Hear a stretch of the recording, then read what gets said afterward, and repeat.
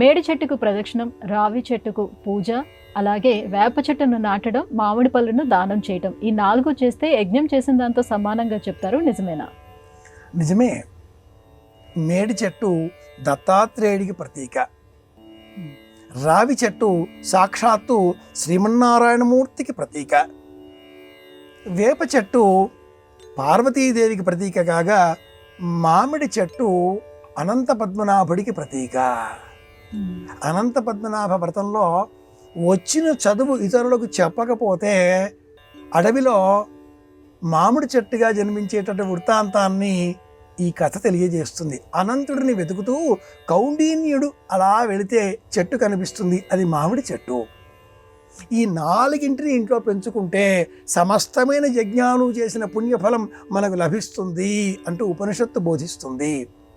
అశ్వమేధ యాగం అనే యజ్ఞాన్ని చేస్తే ఎంత పుణ్యం కలుగుతుందో అంత పుణ్యం మేడి, రావి, వేప, మామిడి ఈ 4 వృక్షాలను పెంచి పోషిస్తే అంత పుణ్యం కలుగుతుంది.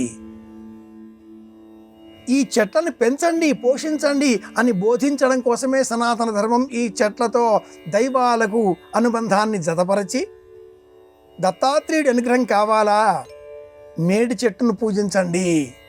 శ్రీమన్నారాయణమూర్తి అనుగ్రహం కావాలా, అశ్వత్థ వృక్షం సువ్రీఢమూలం, రావి చెట్టును పెంచండి. అమ్మవారి అనుగ్రహం కావాలా, వేప చెట్టు పెంచండి. శ్రీరామచంద్రమూర్తి అనుగ్రహం కావాలా, మామిడి మొక్క. ఇలా దైవనామాలను చెట్లతో అనుబంధం చేసి చెప్పిన నేపథ్యం ఇదే. ఆధునిక కాలంలో గురువులలో ఒక గురువైనటువంటి సాయినాథుడు కూడా గురువు.